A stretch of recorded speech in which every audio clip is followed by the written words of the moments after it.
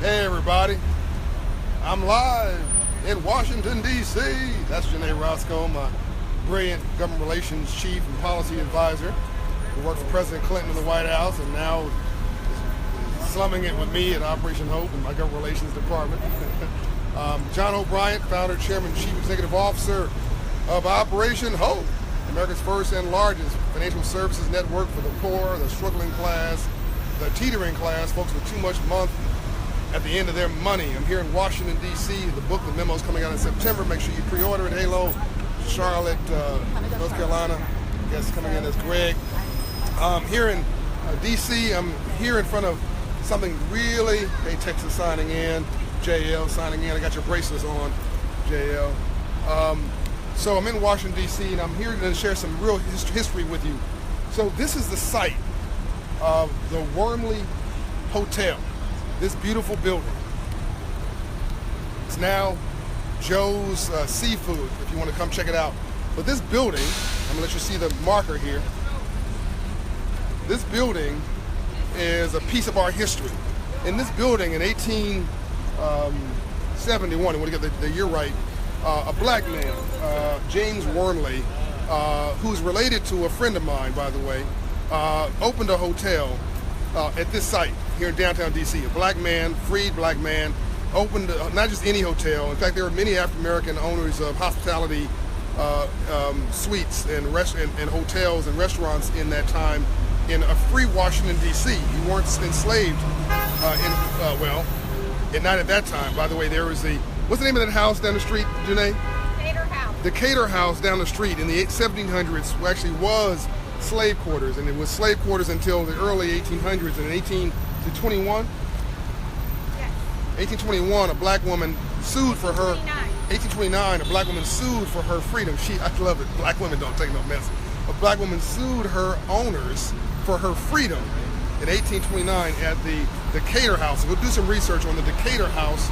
It's right down the street here in Washington, D.C. Right down the street, right literally around the corner from the White House. Like, you throw a stone from the White House and hit it. The Decatur House was a place where slaves lived together and were held. And once they got their freedom in the 1800s, it was a place where former slaves and white servants also stayed to emancipate themselves, to settle themselves as they went out to the world. But down the street from that, the Decatur House, is this corner, right around the corner from the Freedmen's Bank, where a black man owned this hotel. It's a very historic hotel. I'm going to read this to you. James Wormley, born 1819, lived to 1884, free-born like his parents, was one of a number of African-American entrepreneurs with downtown hospitality and service businesses. His 5-story Wormley Hotel opened here in 1871, catering primarily to a wealthy and politically powerful white clientele. It hosted the Wormley Hotel Conference. Now this is going to get deep here in a minute, at which Representatives Republican Rutherford B. Hayes and Democrat Samuel Tilden brokered a deal over the contested presidential election of 1876. And this is what happens when you don't get engaged in your own election and thinks that nothing matters, I'm not going to vote and whatever. It don't really matter what goes on. Watch this. This compromise of 1877 led to Hayes assuming the presidency, the removal of troops from the South, and the end of federal Reconstruction. I'm going to break this down for you in a minute. Wormley's son sold the hotel in 1893, and Union Trust Bank replaced it in 1906. Now, I want to step back and just see this beautiful structure behind me.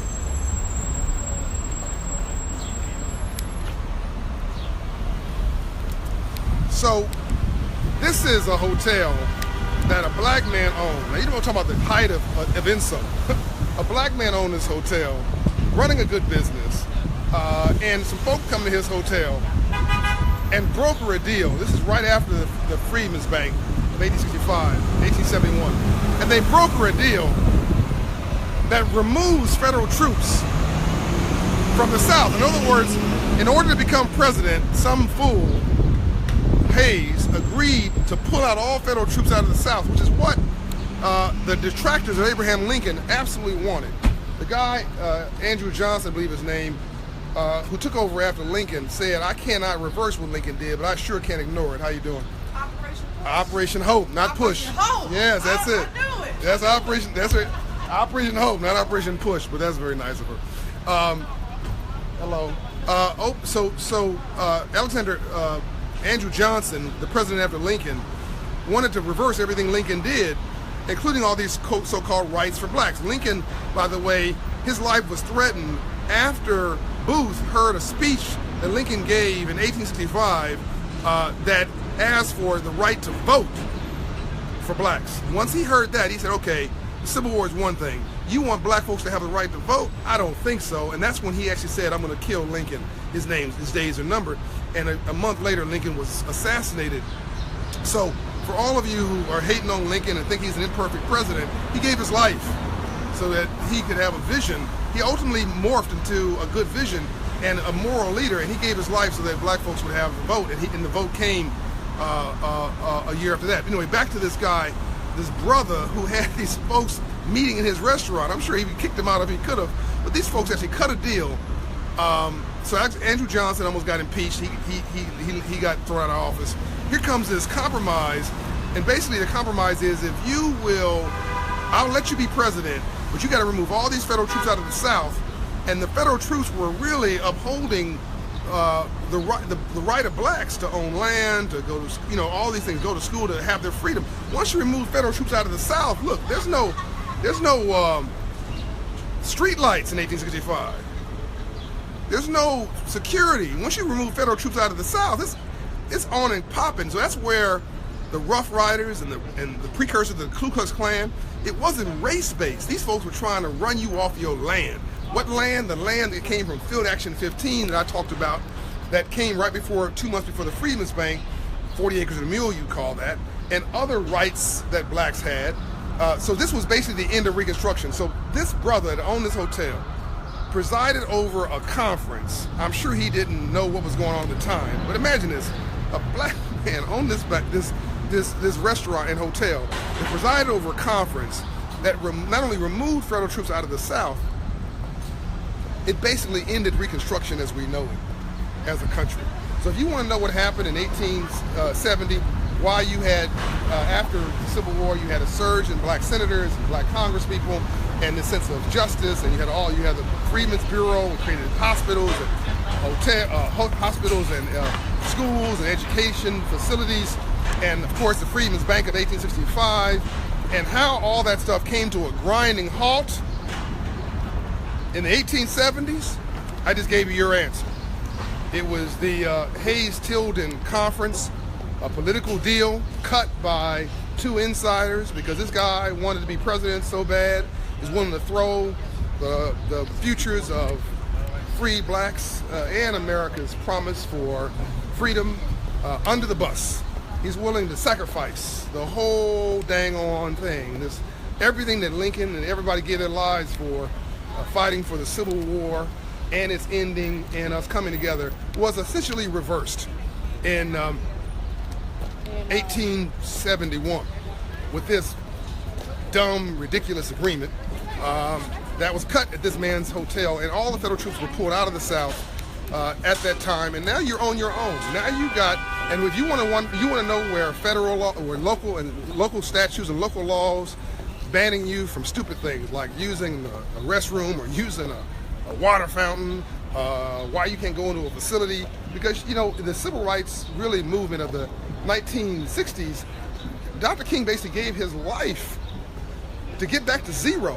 Dr. King and my mentor Andrew Young, these were all civil rights bills, were enforcement actions, because you already had lady thinks I'm talking to myself, I'm on camera. You already had all these rights because the Civil Rights Bill of 1875 gave you these rights, and the Civil War of the 1871 put forth a new union. Of 1865 put forth a new union, and all this was set in place with the Freedmen's Bank. All this stuff was set in place, and then another deal was cut. I'm gonna write another book called The Second Civil War, because another set of deal was cut to reverse everything that Lincoln and everybody, and Frederick Douglass, and all these heroes and sheroes had done to make progress. It was all reversed, with some folks cutting deals and behind closed doors for their own benefit between 1865 and 1880. And Dr. King and Andrew Young and Dr. Dorothy Height and all these heroes and sheroes gave their life to basically remove local statutes in these southern towns where the troops had been pulled out 100 years earlier. So you have federal laws that are in place that just weren't enforced. So the Civil Rights Act, the Voting Rights Act, all that stuff, the Housing Act, that was all enforcement actions to get the federal government back into the South to do what they had already promised to do in the 1870s. Are you seeing what are you understanding what I'm talking about? Quenisha Holden said something like what's going on today. Well, yeah, you got to relive and relieve and reacclaim your history every day. Yes, we are living in a moment in history. You got to fight for your history. No one's going to give it to you. You got to fight for your democracy, but you got to fight intelligently. Don't fight with your hands. Fight with your head. You got to solve poverty from the neck up, which is why I work real hard with those folks in the last administration across the street at the White House. Let me see if I can give you a good view. It's why I work real hard at the White House and at the Treasury Department right over here to remember our history and get the Freedmen's Bank renamed, which I worked last year to have done. I'm filming you, she's filming me. I don't know who you are, but if you're famous, I want to get. There you go. She said, you're famous, I want to get your picture.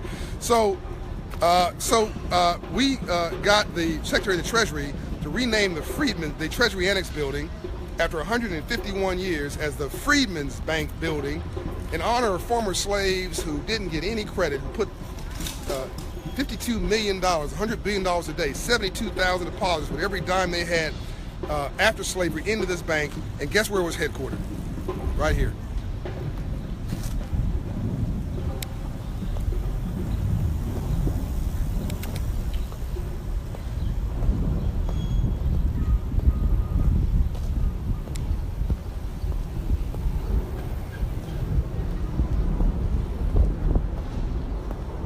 Hey, ladies and gentlemen.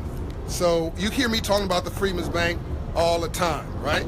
Well, I'm the only American citizen. I try not to use the word I try to use we most of the time because most of the things I do with a team. Dr. Anita Ward, Lance Triggs, Sinead Roscoe, Rachel Doff, Sharmila Freeman, Sir James Buchanan, all these heroes and sheroes that make up our movement. But I am proud to say I'm the only American citizen other than a U.S. president in the history of this country to rename a federal building on the White House campus. The Freedmen's Bank building was because, hey Yolanda, the Freedmen's Bank history building is renamed from the Treasury Annex building. This is where the bank was located across the street from the White House because I went to the Secretary of the Treasury last year and lobbied to have them rename the building, and it is renamed today as the Freedmen's Bank building. You can Google search it on your phone and you'll see it'll come up as the Freedmen's Bank building to give us the respect and dignity that we so rightly deserve. The acknowledgement in my Hope Inside network, JL, amazing, thank you, is really living the dream today of opening Hope Inside locations inside of bank branches and grocery stores and big box retailers and houses of faith and raising credit scores 120 points in 24 months because nothing changes your life, you heard me say, more than God or love, than moving my credit score or yours 120 points. So this is what we got renamed. This is what it says right here. On this site, let's make sure you get a good view of this. On this site stood the principal office of the Freedmen Savings and Trust Company, founded on March 3rd, 1865, to receive deposits from former slaves. Frederick Douglass served as its last president. The bank was closed on June 29th, 1874. The building was sold in 1882 and raised a few years later. The history was lost. And it's across the street from the Treasury Department, right across from the White House, which is right there. I'll show you. There's the White House. I'm going to give you a good view of it. Right there. And it's across from the park that's in honor of the French who helped to give us our freedom from Britain. And this is a high security building. I'm not sure you're going to let me do too much recording in here. It's a high security building. They do a lot of, I can't tell you what they do here, but they don't know I'm coming in, so I'm going to be real respectful. I'm just going to stand right here. I'm the one who got the building renamed to the Freedmen's Bank building. I'm on Facebook Live, just wanted to give him a shot of this little cabinet right here. So I'm not going to go in. You don't mind, I'm just going to give him a little shot of this cabinet. That's the Freedom. So this nice Secret Service agent's not going to shoot me.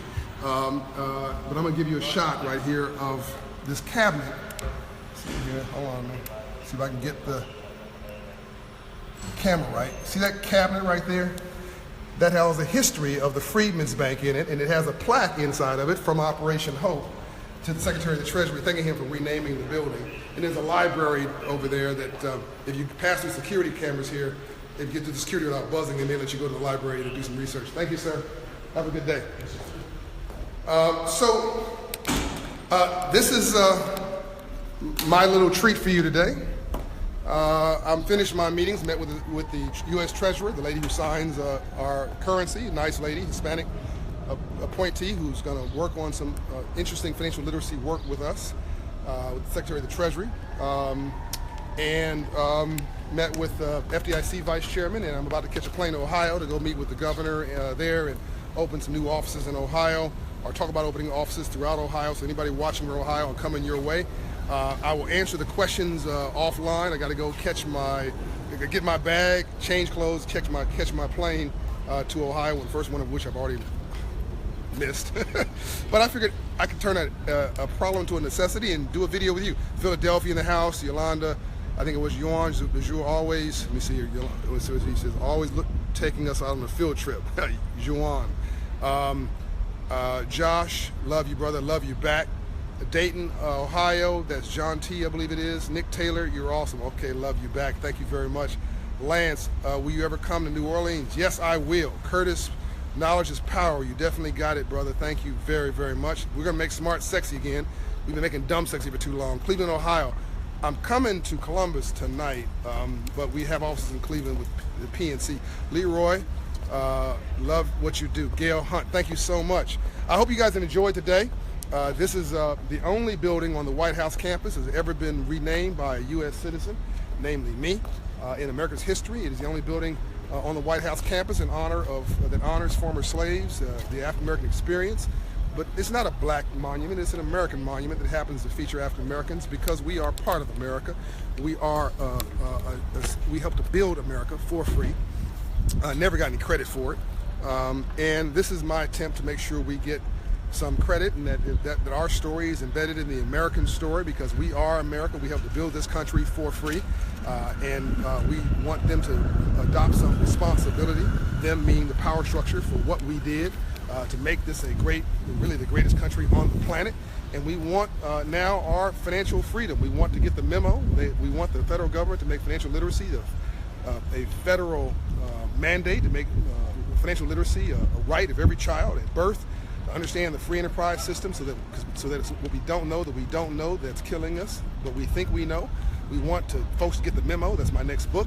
So I want the federal government, as I've told them today, to make financial literacy the federal law, make financial literacy a requirement for every child, K through college, to make an electronic bank account a right of every child at birth, not an option, not something you can be taken away from you, but a bank account should be a right, and financial literacy should be a right, and that we should have a national credit score index that we then try to push across this country to get credit scores up, because all of our riots are in 500 credit score neighborhoods, urban and rural, and you've never had a riot in a 700 credit score community in America's history. Never, ever, of any race has been a riot in the 700 credit score community. 700 credit score communities don't riot, they want to go shopping. Okay? Folks need to get the memo. Somebody just said, let me see that was Red Crawford. Folks need to get the memo. Exactly. Well, I'm going to deliver the memo in September when the book comes out called The Memo. And for the moment, I'm just taking a brief break. I want to tell you that's the first federal building ever created in America. That's the U.S. Treasury Department. That is the only building that's to share a lawn with the White House. Right there. Shares the driveway, a lawn with the White House, the Treasury Department. Money. Money was, you think money's important? The first federal building ever created in America was the U.S. Treasury Department. It has a lawn and a driveway it shares with the White House and a tunnel underneath, because you cannot make policy without paying for it. So they had the Department of War on the other side. They made war decisions and they made policy decisions. They wouldn't pay for it and print the money, order for the money to be printed at the Treasury Department. And every federal office came out of the Treasury Department originally. Every office that you know of today came out of Treasury. So if you don't understand money, you don't understand America. This is an economic democracy, ladies and gentlemen. Even slavery, as abominable and horrible as it was about money. How do you build a country for free using a felony called slavery is what that was about. Don't get it twisted. Nobody cares enough about you to go halfway around the world to come here to enslave you just because they have nothing else to do. They did that so they can get paid for free and build a country with no responsibility and not paying you. Now I'm sick and tired of being pimped and used and abused and defrauded and just getting angry about it. I don't want to get angry. I want to get even. I don't want to hit you with a brick. I want to hit you with my American Express black card and knock you out. I'm out. Love you much. I'll answer questions when I get situated before I catch my plane. I love you enough to dedicate my life for civil rights. Unbought, unbossed, and unbiased. Coming to you straight and no chaser from Washington, D.C. Tell a friend. Share the message. Go to the library for this series, which is now over 31 million views, and find the video that empowers you and inspires you and that gets you going for a week, and then share it with 10 other friends. And tell them to like this page and follow it because this is a new movement. It's digital, it's online, and it's coming to you. I'm out.